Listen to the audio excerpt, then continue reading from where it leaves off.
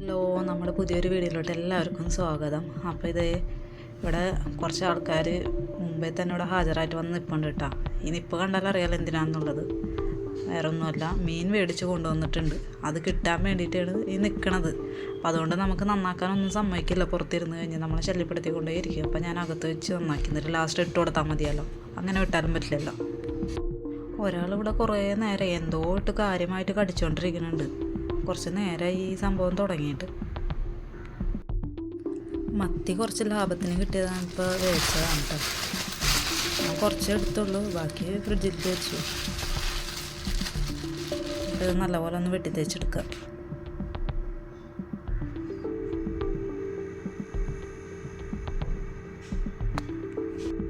നല്ല ഫ്രഷ് മീനാണ് കേട്ടോ. അതുകൊണ്ട് നന്നാക്കാൻ തന്നെ നല്ല എളുപ്പമുണ്ടായിരുന്നു.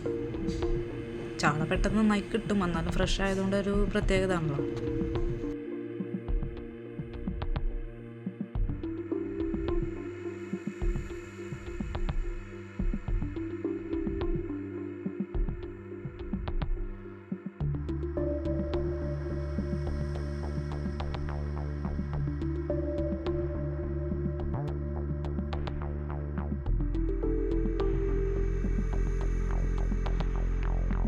പുറത്തിരുന്ന് നന്നായി കഴിഞ്ഞാൽ ശരിയാവില്ല. കാരണം നമ്മളിങ്ങനെ ശല്യപ്പെടുത്തിക്കൊണ്ടേയിരിക്കും നേരത്തെ കണ്ട 3 ആൾക്കാർ.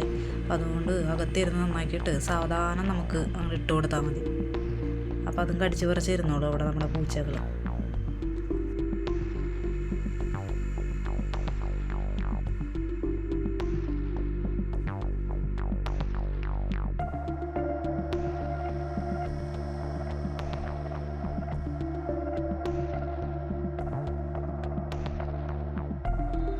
നല്ല മീനായതുകൊണ്ട് തന്നെ ഉളുമ്പും കാര്യങ്ങളൊന്നും ഇല്ല കേട്ടോ. എന്നാലും ഞാൻ ജസ്റ്റ് ഒന്ന് ഉപ്പിട്ട് ഒന്ന് ഉരച്ചെടുക്കുന്നുണ്ട്. കുറച്ചേ എടുത്തിട്ടുള്ളൂ കേട്ടോ. കറി വെക്കണില്ല, വേറൊരു സംഭവമാക്കാമെന്ന് വിചാരിച്ചു.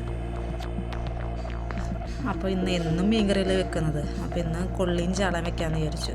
കപ്പയും മത്തി എന്ത് വേണമെങ്കിൽ പറയാം. അപ്പോൾ അതിന് വേണ്ട സാധനങ്ങളാണ് കേട്ടോ ഇതൊക്കെ. കുറച്ച് മുളക് പൊടി, മഞ്ഞൾപ്പൊടി, ഇഞ്ചിയും വെളുത്തുള്ളിയും ചതച്ചത്, കറിവേപ്പില, പിന്നെ 3 അല്ലി കുടംപുളി, 2 പച്ചമുളക്. അപ്പോൾ നമ്മുടെ എല്ലാ ഐറ്റംസും കൂടി കുക്കറിലോട്ട് ഇട്ട് കൊടുത്തിട്ടുണ്ട് കേട്ടോ. ഇനി ആവശ്യത്തിന് ഉപ്പിട്ട് കൊടുക്കുക.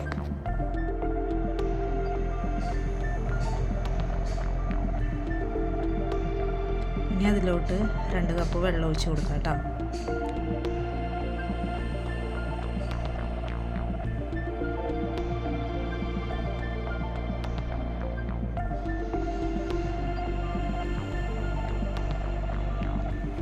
ഇനി നമുക്ക് കുക്കർ അടച്ച് വെച്ചിട്ട് ഒരു 3 വിസിലിന് വേവിച്ചെടുക്കാം കേട്ടോ. ഞാൻ ചെറുതായിട്ടൊന്ന് കുക്കർ അപ്പുറത്തെ അടുപ്പിലോട്ട് മാറ്റിയായിരുന്നു കേട്ടോ. പെട്ടെന്ന് വെന്ത് കിട്ടുമല്ലോ.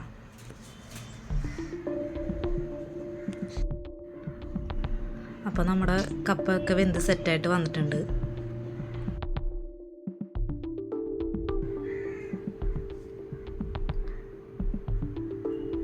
ഇത്തിരി വെള്ളം കൂടി പോയിട്ടുണ്ടായിട്ടാ. അപ്പോൾ ഞാൻ അപ്പുറത്തെ അടുപ്പിലോട്ട് ഒരു ചീനച്ചട്ടി വെച്ചിട്ട് നമുക്ക് കുക്കറിൽ തട്ടിയിട്ട് അത് ഒന്ന് വറ്റിച്ചെടുക്കാം.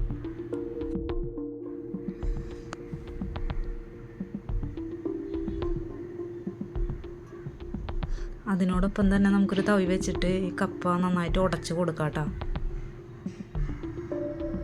അപ്പോൾ ആ ചാറും എല്ലാം കൂടി മിക്സായി നല്ല ടേസ്റ്റ് ആയിരിക്കും. അപ്പോൾ അതേ വെള്ളമൊക്കെ വറ്റി നമ്മുടെ കൊള്ളിയും ചാള ഇവിടെ റെഡി ആയിട്ടുണ്ട് കേട്ടോ. തൃശ്ശൂരിൽ എങ്ങനെയാണ് പറയുക, കപ്പ മത്തി എന്ത് വേണേൽ പറയാം. അപ്പോൾ എപ്പോഴും തേങ്ങ അരച്ച കറിയും മുളക് ചാറും വെക്കാണ്ട് നമുക്ക് ഇടയ്ക്ക് മത്തി കിട്ടുമ്പോൾ ഇങ്ങനെയൊക്കെ ഒന്ന് ട്രൈ ചെയ്ത് നോക്കാം കേട്ടോ. അപ്പോൾ അടുത്ത വീഡിയോ ആയിട്ട് നമുക്ക് കാണാം. Okay, by.